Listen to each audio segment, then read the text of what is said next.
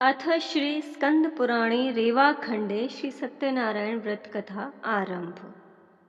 सशंख चक्रम सकिरीटे कुंडलम सपीत वस्त्रम सरसीरुहेक्षणम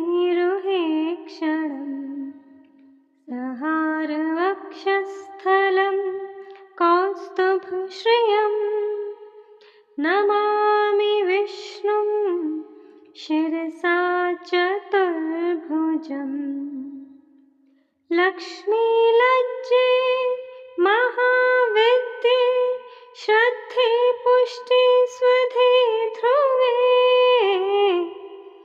महारात्रि महामायी नारायणी नमोस्तुते नारायणी नमोस्तुते। श्री गणेशाय नमः। अथ श्री प्रथमो अध्याय। पुरातन काल में शौनकादि ऋषि नैमिषारण्य स्थित महर्षि सूत के आश्रम पे पहुंचे। ऋषिगण महर्षि सूत से प्रश्न करते हैं कि लौकिक कष्ट मुक्ति, सांसारिक सुख समृद्धि एवं पारलौकिक लक्ष्य की सिद्धि के लिए सरल उपाय क्या है। महर्षि सूत शौनकादि ऋषियों को बताते हैं कि ऐसा ही प्रश्न एक समय नारद जी ने श्री हरि से किया था। श्री हरि ने नारद जी से कहा कि लौकिक क्लेश मुक्ति, सांसारिक सुख समृद्धि एवं पारलौकिक लक्ष्य की सिद्धि के लिए एक ही राजमार्ग है, वह है सत्यनारायण व्रत। सत्यनारायण का अर्थ सत्याचरण, सत्याग्रह, सत्यनिष्ठा। संसार में सुख समृद्धि की प्राप्ति सत्याचरण द्वारा ही संभव है। सत्य ही ईश्वर है। सत्याचरण का अर्थ है ईश्वर आराधन, भगवत पूजा। कथा का प्रारंभ सूत जी द्वारा कथा सुनाने से होता है।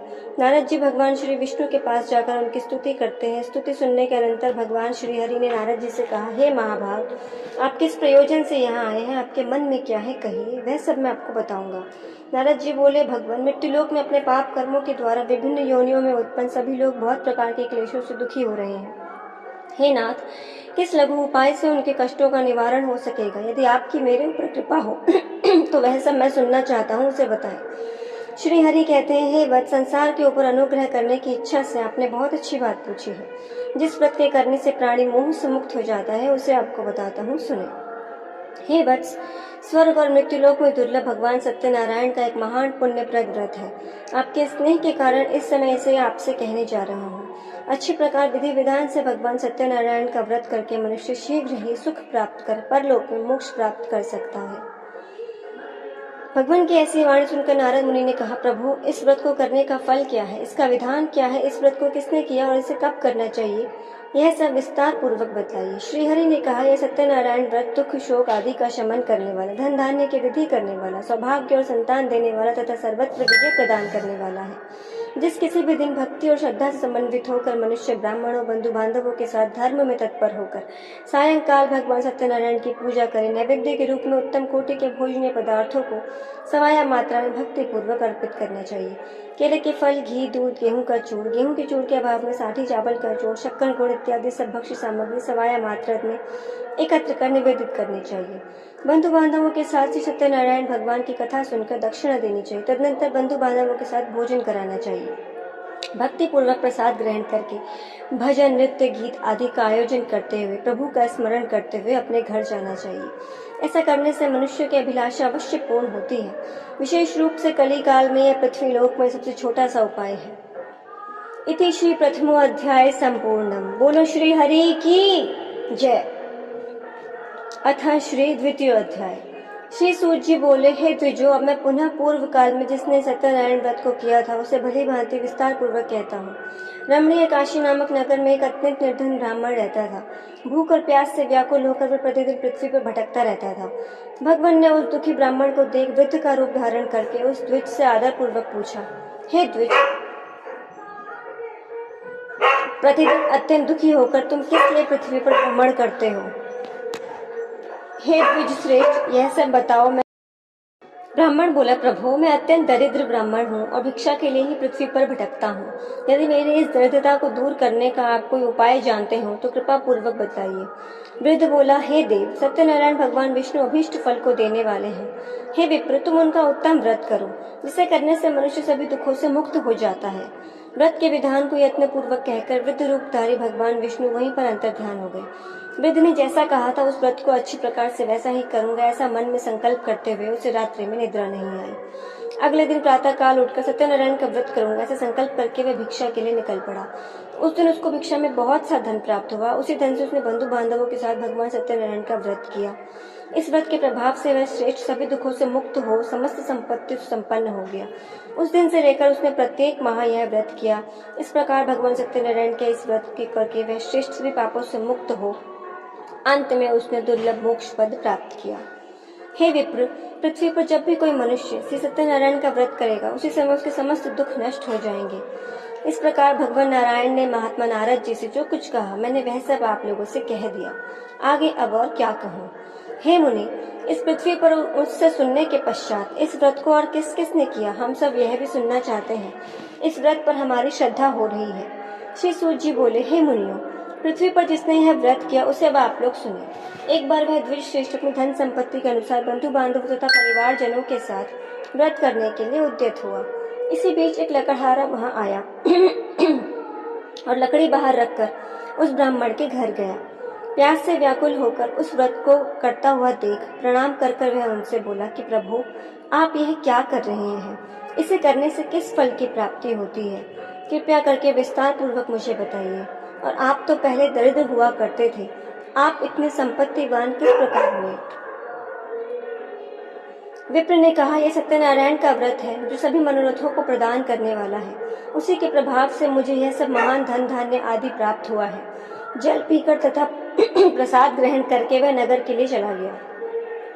सत्यनारायण देव के लिए मन में ऐसा सोचने लगा कि आज मुझे लकड़ी बेचने से जो भी धन प्राप्त होगा उसी धन से भगवान सत्यनारायण का श्रेष्ठ व्रत करूंगा।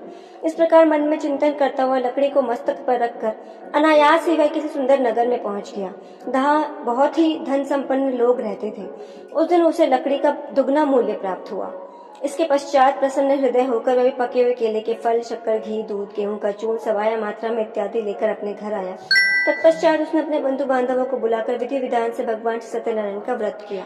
उस व्रत के प्रभाव से वह धन, पुत्र इत्यादि से संपन्न हो गया और इस श्लोक में अनेक सुखों का उपभोग करके अंत में वह भी सत्यपुर अर्थात वैकुंठ को गया।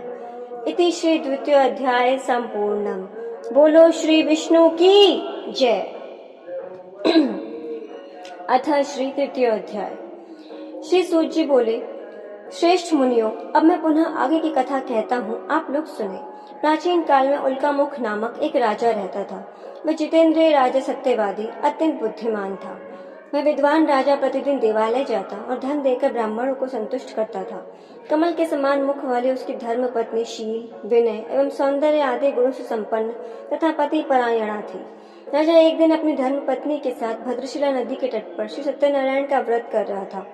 उसी समय व्यापार के अनेक प्रकार की पुष्कल धनराशि से संपन्न एक साधु नामक बनिया वहां आया। भद्रशिला नदी के तट पर नाव को स्थापित कर वह राजा के समीप गया और राजा को उस व्रत में दीक्षित देखकर विनय पूर्वक पूछने लगा। साधु ने कहा कि राजन, आप भक्त युक्त चित्त से यह क्या कर रहे हैं? कृपया यह सब बताइए, इस समय मैं सुनना चाहता हूँ। पुत्र आदि की प्राप्ति की कामना से अपने बंधु बांधवों के साथ मैं अतुल तेज संपन्न भगवान विष्णु का व्रत एवं पूजन कर रहा हूँ। राजा की बात सुनकर साधु ने आदर पूर्वक कहा कि राजन, इस विषय में आप मुझे विस्तार से सब कुछ बताइए। आपके कथनानुसार मैं भी यह व्रत एवं पूजन करूंगा।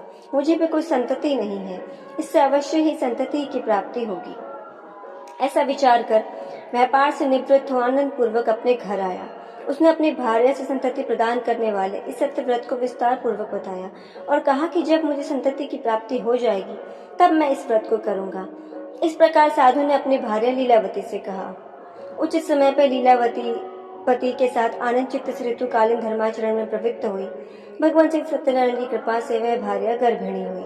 10वें महीने में उसने कन्या रत्न को जन्म दिया। वह कन्या शुक्ल पक्ष की चंद्रमा की भांति दिन प्रतिदिन बढ़ने लगी। उन्होंने कन्या का नाम कलावती रखा। इसके पश्चात एक दिन लीलावती ने अपने स्वामी से मधुर वाणी में कहा कि स्वामी, आप पूर्व में संकल्पित श्री सत्यनारायण के व्रत को क्यों नहीं कर रहे हैं? वह साधु बोला, प्रिय, इसके विवाह के समय इस व्रत को करूंगा। इस प्रकार अपनी पत्नी को भली भांति आश्वस्त कर वह व्यापार करने के लिए नगर की ओर चला गया। इधर कन्या कलावती भी पिता के घर में धीरे धीरे बढ़ने लगी। तदनंतर धर्मज्ञ साधु ने नगर में एक दिन सखियों के साथ क्रीड़ा करती हुई अपनी कन्या को देखा। उसको देखकर लगा कि कन्या विवाह योग्य हो गई है। आपस में मंत्रणा करके कन्या के विवाह के लिए श्रेष्ठ वर का अन्वेषण करो, ऐसा उसने दूत से कहकर उसको शीघ्र ही भेज दिया। अपने स्वामी की आज्ञा प्राप्त करके दूत कांचन नामक नगर में गया। वहां से एक वणिक का पुत्र लेकर के आया। उस साधु ने उस वणिक के पुत्र को सुंदर और गुणों से संपन्न देखकर अपनी जाति के लोगों तथा बंधु बांधवों के साथ संतुष्ट चित्त हो विधि विधान से वणिक के पुत्र के साथ कन्या का पाणी ग्रहण करवा दिया। उस समय वह साधु पुनः अपना पूर्व में संकल्पित श्री सत्यनारायण के व्रत को करना भूल गया। अब क्योंकि उसने पूर्व संकल्पित इतने समय से अपने व्रत को नहीं किया था, इसलिए अब उसे उसके कर्म का भोग प्राप्त होने का समय आया। कुछ समय के पश्चात अपने व्यापार कर्म में कुशल वह साधु बनिया काल की प्रेरणा से अपने दामाद के साथ व्यापार करने के लिए समुद्र के समीप स्थित रत्नसार नामक सुंदर नगर में गया और अपने श्री संपन्न दामाद के साथ वो व्यापार करने लगा। उसके पश्चात वे दोनों राजा चंद्रकेतु के रमणीय उस नगर में गए। उसी समय प्रभु की माया से अब इनको इनके दंड का भोग का समय आया। एक दिन एक चोर राजा चंद्रकेतु के धन को चुराकर वहीं आया जहां वह दोनों वणिक स्थित थे। अपने पीछे दौड़ते हुए सैनिकों को देखकर भयभीत चित्त से उस चोर ने वह धन वहीं छोड़कर शीघ्र ही कहीं छिप गया। इसके पश्चात राजा के दूत जब वहां आए, उन्होंने साधु और वणिक के पास राजा के धन को देखकर उन दोनों को चोर समझकर उन दोनों को बांधकर ले आए और राजन से हर्षपूर्वक कहा कि राजन देखो, हम दो चोर पकड़कर लाए हैं, आप देखकर इन्हें शीघ्र ही आज्ञा दें। प्रभु की माया से मोहित होने के कारण राजन ने भी उन दोनों की बात नहीं सुनी और उन दोनों को महान कारागार में डाल दिया गया। इसके पश्चात राजा चंद्रकेतु ने उन दोनों का धन भी ले लिया। अब यहाँ क्योंकि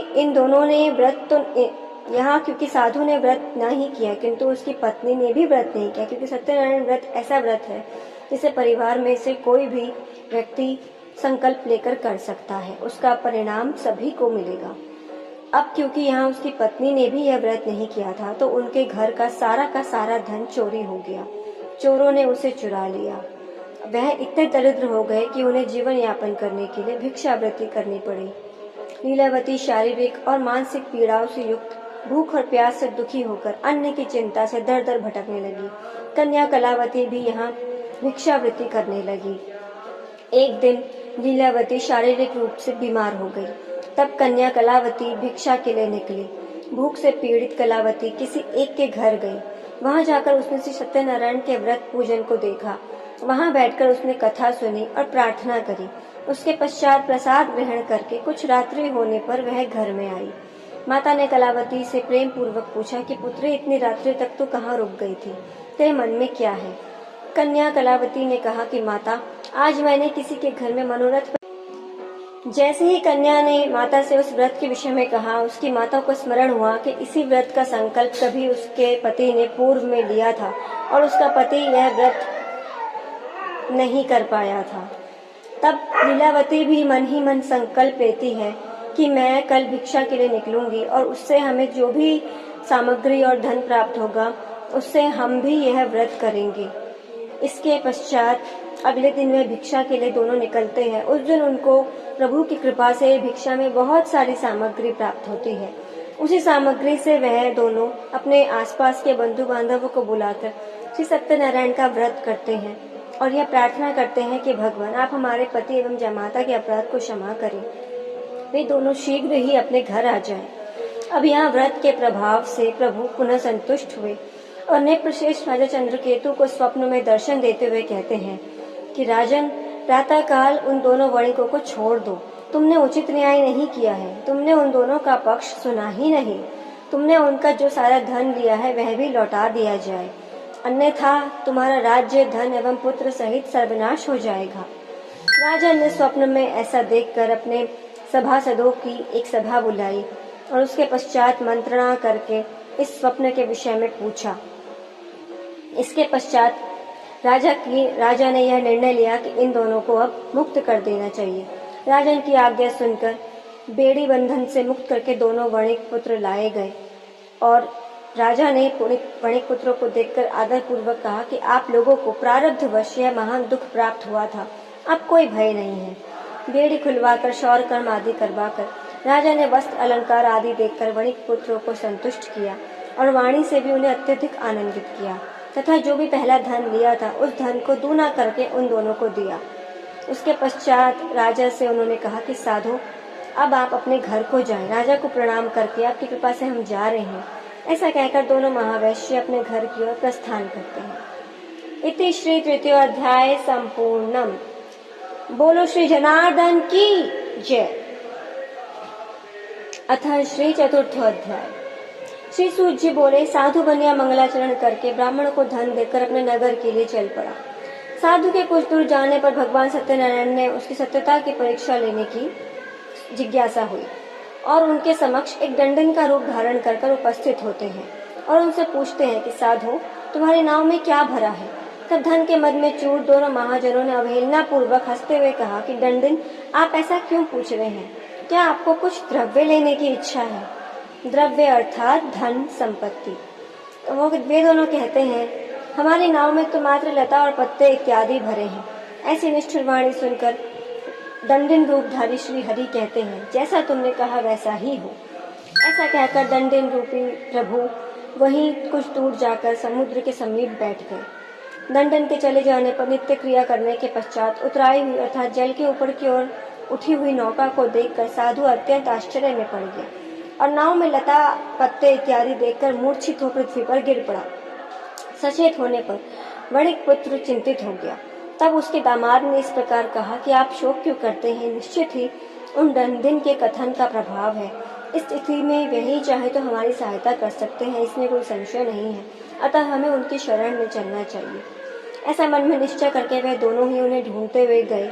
उनको थोड़ी दूर जाने पर ही समुद्र के समीप वह दंडिन ध्यान अवस्था में दिखाई दिए। उनके समीप जाकर उन्हें भक्ति पूर्वक प्रणाम करते हुए आदर पूर्वक वह कहते हैं, आपके सम्मुख हमने जो भी कहा वह असत्य भाषण रूपी अपराध किया है, अतः आप हमारे अपराध को क्षमा करें। ऐसा बारंबार कहकर महान शोक से आकुल होकर वह दोनों रुदन करने लगे।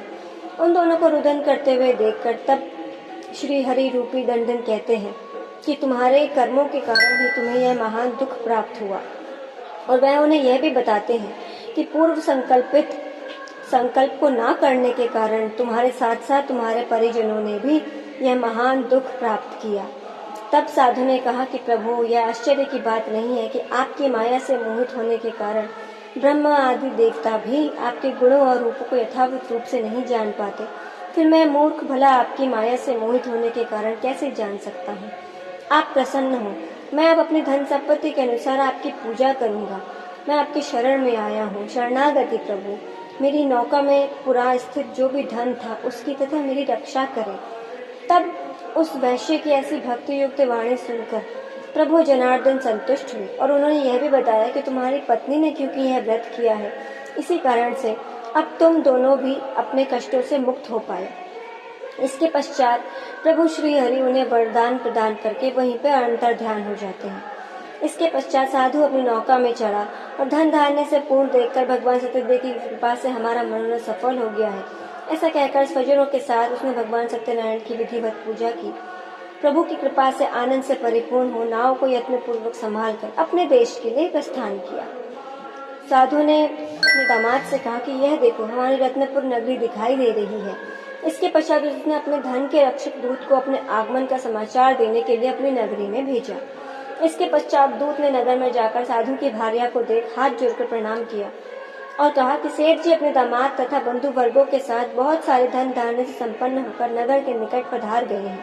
दूत के मुख से ऐसी बात सुनकर महान आनंद से विह्वल हो गई और उस साध्वी ने श्री सत्यनारायण की पूजा करके अपनी पुत्री से कहा, मैं साधु के दर्शन के लिए जा रही हूँ, तुम भी शीघ्र आओ।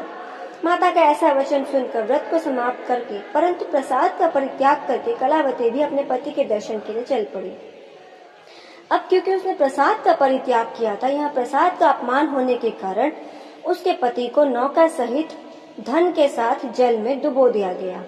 इसके पश्चात कलावती कन्या अपने पति को न देख महान शोक से रुदन करती हुई पृथ्वी पर गिर पड़ी। नाव का अदर्शन तथा कन्या को अत्यंत दुखी देखकर भयभीत मन से साधु ने भी सोचा, यह क्या आश्चर्य हो गया।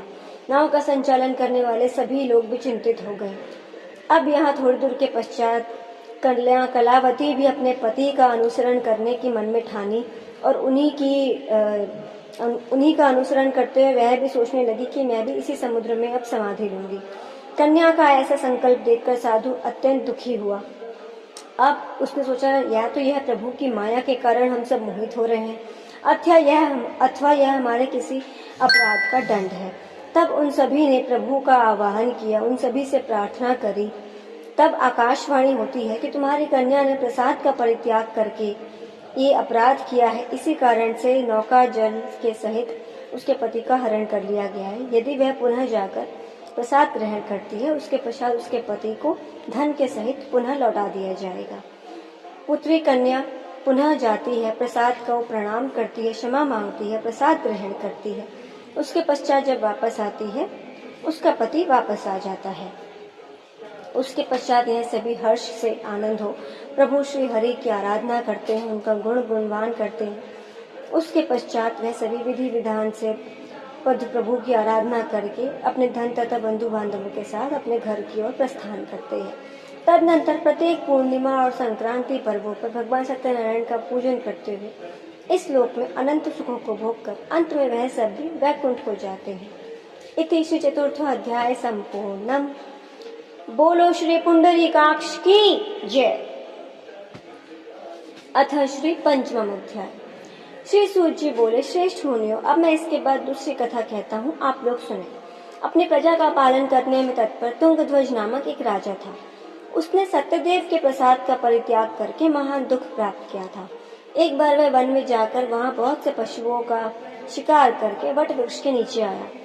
वहाँ उसको बहुत प्यास लगती है।